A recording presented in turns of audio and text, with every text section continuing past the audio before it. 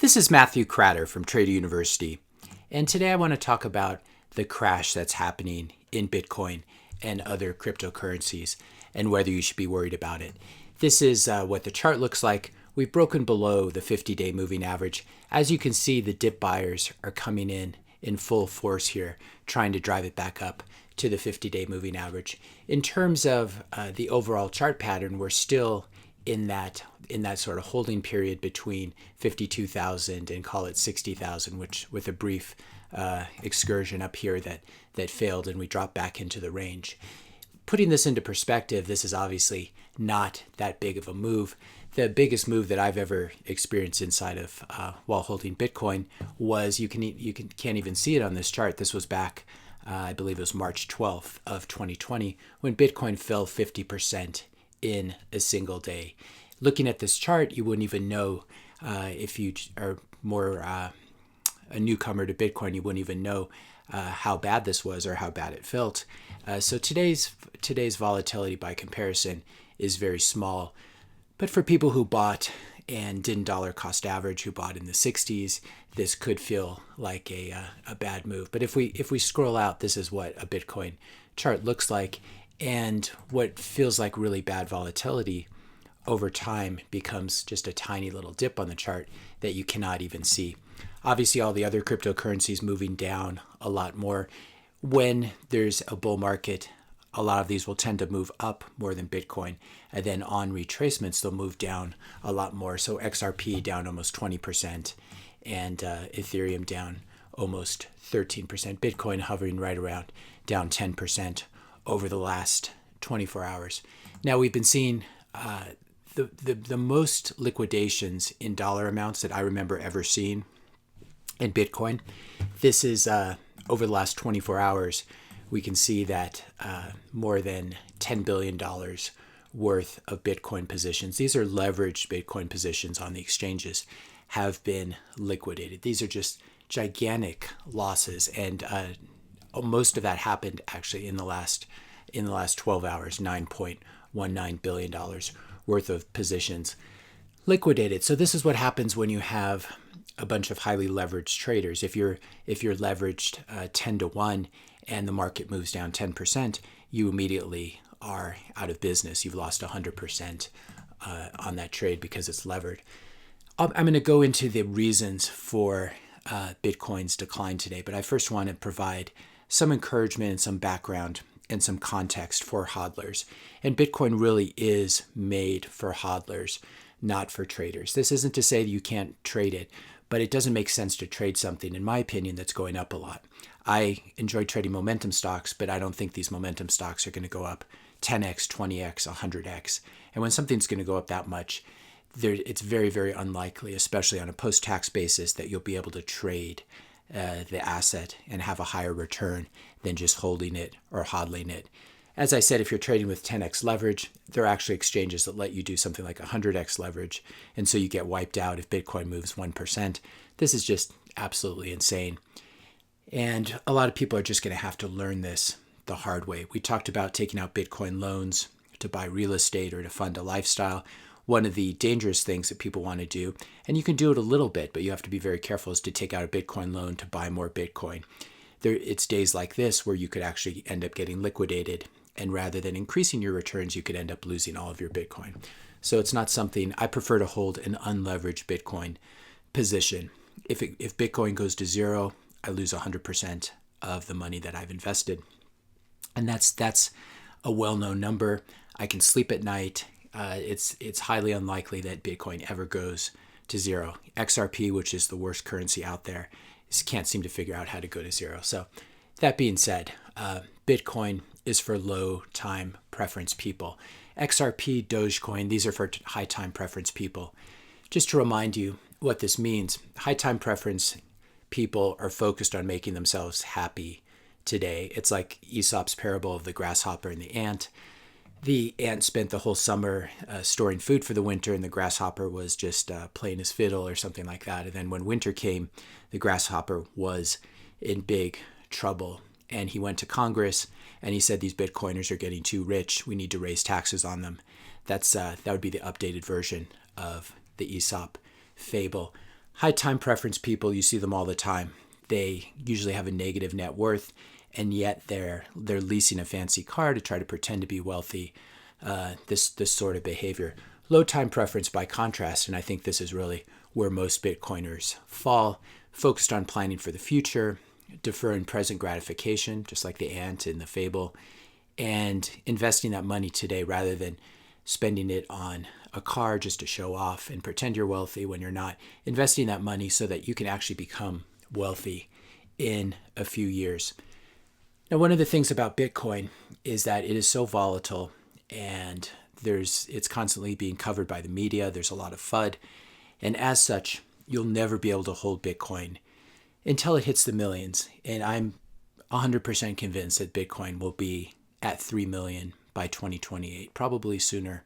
There's even a chance we see $1 million Bitcoin next year. My target for 2021 is 200,000. So even that is an amazing return from where we are right now at about 55,000. But you will never be able to stay on this path and take this journey unless you educate yourself about Bitcoin. If you just copy me or copy other Bitcoiners, you will not have conviction on a day like this. You will wake up in the middle of the night, you'll panic sell.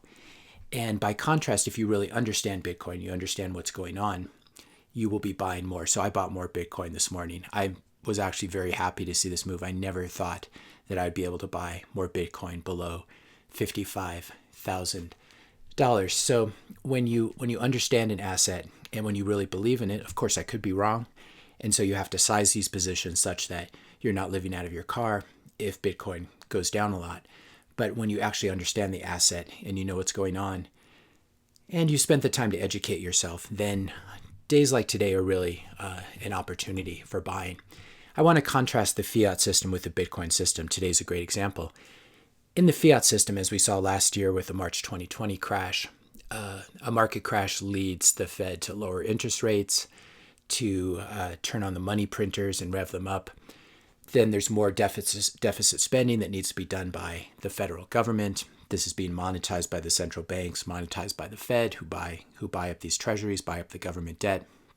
And so what you end up with, whenever you have a market crash, you end up with more leverage in the system. This is what happened. We had the dot-com crash in 2000. The economy was rebooted to create a housing bubble. The housing bubble burst, destroyed the whole US banking system, had to be bailed out. And all of that debt went up to the sovereign debt level, went up to the US government level. And now we have a highly levered US government there in terms of future obligations like the entitlement spending, as well as all the current deficit spending we're seeing now, and the huge amount of treasury debt, something like 20, 25, 30 trillion. And so this is what happens when there's a crash in the fiat system. The system tries to heal itself, but in a very artificial way. It's like a drug addict who needs to take a lot more of the drug in order to get to stand up and start walking around again. And ultimately, it leads to the death of the individual or the death of the system. And this is what's happening. We're seeing the death of the US dollar. We're seeing it constantly being devalued. This is why housing prices are going up so much, and stock prices and Bitcoin prices, and the price of lumber at Home Depot, etc., all of these inputs. So market crashes in a non-robust system like the current global fiat financial system, they lead to an increase of leverage in the system. And ultimately that leverage, as we said, makes its way up to the government level, to the country level. And then you have whole countries blowing up, like is happening with Turkey right now, where the entire currency system comes crashing down. By contrast, Bitcoin has true volatility. It's a true market that shows what the temperature in the room is. It's not a broken thermometer like the CPI or like the 10-year note yield. It's a true market. There are no Fed bailouts for it. And as such, rather than hiding the volatility, a lot of the volatility in the US financial system gets hidden, and then terrible things happen. All of a sudden, the whole system blows up. By contrast, Bitcoin has these periodic crashes, and it wipes out the leverage in the system. It resets the system. It gets rid of degenerate gamblers who are stupid enough to use 10x, 50x, 100x leverage. It wipes them out. They get taken out. And then the system is actually safer after the crash. By contrast, the fiat system becomes more and more dangerous after each crash. Bitcoin now has done, it's a little bit like I live in Colorado, so I think in terms of thunderstorms sometimes. A summer thunderstorm is great because it cools off the air, it cools off the ground, it cleans the air, especially if there have been forest fires. Unfortunately, it also sometimes kills people who are standing on top of a 14er when it hits, or standing in the middle of a field with a metal shovel or something like that. But this is what volatility exists in the real world. It exists in the atmosphere, it exists in the weather, it exists, and the global fiat financial system tries to pretend the vol is not there, and thus makes it actually more dangerous than it really is. Bitcoin is for adults. It's for big boys and big girls. No one is coming to save you. It's, as we said, it's a truly free market. And this is why you need to learn how to buy Bitcoin, how to custody your own Bitcoin. You don't want to be holding your Bitcoin on an exchange that happens to blow up because of volatility, because they've made some bad plans. Now, the irony of all this, as I said, is that when Bitcoin hits $1 million per Bitcoin, which is happening in the next couple years, everyone's going to try to confiscate your Bitcoin. They're going to tell you that you didn't earn it, that you did nothing to deserve it, and they will have no idea from the outside the sweat, the tears, the stress, the volatility that you endured, the sacrifices that you made. And when you go back and look at a chart like this really does look like pretty much a one-way trip. And yet I can tell you the panic that I've seen in your comments and your emails every time we get a little bit of a drawdown. And so I think this is the context that we have to view volatility in. It's good for the Bitcoin system. It gets rid of high time preference people. It gets rid of gamblers. And the only people who are left standing are the people who have the foresight to provide for the future, who are not interested in instant gratification. By contrast, the fiat system wants you to go into debt, wants you to spend your money today and have instant gratification just to keep GDP high. So these are the two contrasting systems, and people who tell you Bitcoin's too volatile to ever become a currency, they don't understand this philosophical framework. Now, there are a couple reasons or attributed reasons that Bitcoin has been selling off. There are all these rumors online that the US Treasury is going to charge several financial institutions for money laundering using cryptocurrencies. We don't know what this means. There haven't been any official announcements of this as far as I can tell. And I should emphasize that Bitcoin is censorship resistant, etc. It's permissionless. That being said, you shouldn't use it to commit crimes. And I'm fully in favor of governments prosecuting people who are committing crimes. And using Bitcoin to commit crimes is a pretty dumb idea as well, because it's fairly transparent. There's a blockchain, and everyone can see what is on that blockchain. And if you can link some of that data to the real world, you can trace the passage of money. If you want to commit crimes, it's much better to use US dollars, to just use suitcases full of paper money.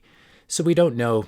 This really isn't a Bitcoin story. This is a story about people who maybe did illegal things. It sounds like financial institutions. I wouldn't be surprised if our old friends at JP Morgan and Goldman Sachs have been doing some bad things. It could also be a newer startup, etc. Though it seems fairly unlikely. So this is the first rumor that's driving Bitcoin down. The other thing that we're seeing is a collapse of the hash rate, which is the total number of hashes that happens in the Bitcoin network over a certain period of time. This is basically a way of measuring the computing power of the Bitcoin network.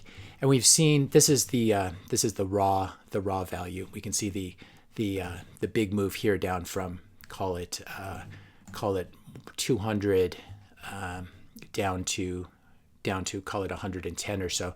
That's the raw data. If we look at the average hasn't really been affected yet. Now, what this is being attributed to is a lot of the Bitcoin miners in Western China, in Xinjiang in particular. There may be some grid power outages there.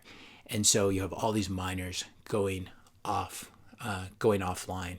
And when Bitcoin miners are taken off the network, the hash rate drops. Now I should say that as far as I can tell, there's no direct way of measuring this hash rate. There are a lot of interpolations that are done to try to figure it out. And as such, we don't really know whether it's fallen this much, but we can assume that maybe it has. And what happens is when the hash rate collapses, we often see the price do a temporary dip and then come right back up. So here was a hash rate collapse in November of 2017.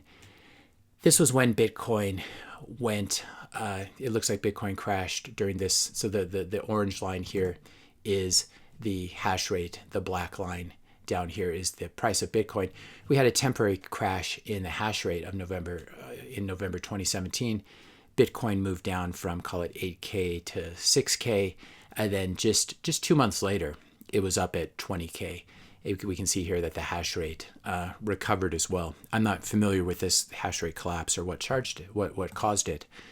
We're seeing something similar happening now where it looks like Glassnode has slightly better data than some of these free sources. According to Welly Wu, the 6-hour moving average of the hash rate is already recovering. And what this means is that more of these miners are getting back online. Maybe the mining, the electricity outage is done with. So this is a temporary thing. I'm going to go through Nick Carter's thread on this.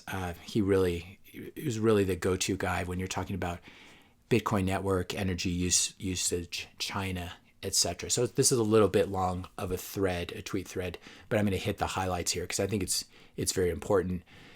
What he's pointing out is the Xinjiang grid going down in Western China is a very interesting natural experiment because it's going to allow us to see how much mining is actually concentrated in that area. In the dry season, and it's currently the dry season in China, a lot of the Bitcoin hash rate is concentrated in the Xinjiang area. Now, it's important to realize that unlike gold mines, remember these Bitcoin miners, they're just machines. You can put them on a truck. They're just computers. You can put them on a truck, and you can move them anywhere you want. And so there are a lot of Chinese Bitcoin miners who will move their machines from one province to another, depending on the time of the year and whether there's a lot of cheap hydroelectric power or whether it's the dry season and then you don't have as much cheap hydroelectric power. And so then you might move your machines to Xinjiang. Xinjiang, heavily coal-based, but also a lot of renewables, 35% wind and solar as of 2019. Now, as we said, the Bitcoin hash rate is down quite a bit overnight. Nick Carter points out that a lot of that could be just variance in the data and that we won't really know what happened until we look at longer time frames. Nick suggests we look at a 7-day moving average. The current decline is not the problem. Is you have the variance in the hash rate, and so it's hard to know. Or he says that the current decline is not statistically significant. It looks pretty severe to me looking at this chart, but I guess time will tell, and we will be able to know what happened. Bitcoin fees are spiking because of this. There's going to be a difficulty adjustment that will happen in a few days or in about a week. The difficulty adjustment happens every certain number of blocks. I believe it's 2016 blocks if I'm remembering correctly. And what happens is this is a change to the algorithm that makes it easier or more difficult to mine. We're currently looking at a difficulty adjustment of minus 21, 22% if everything stays where it is now. And what this means is there are fewer computers on the network, there are fewer miners, and so we make the algorithm less competitive to accommodate that drop in hashing power. But it still remains to be seen if a lot of computers come back on, if a lot of the miners, the ASICs come back on, this difficulty adjustment may not be quite as deep as we're currently expecting it. What else did? So I think that pretty much sums up Nick Carter's tweet.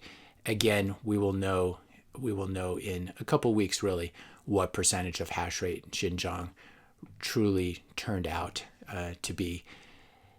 Lastly, this is a good part of the thread that I wanted to hit on. Lastly, this is quoting Nick Carter. Lastly, to those people who think of a China ban of mining would kill Bitcoin, this is what it would look like. Blocks would be slow for a while, and that's it.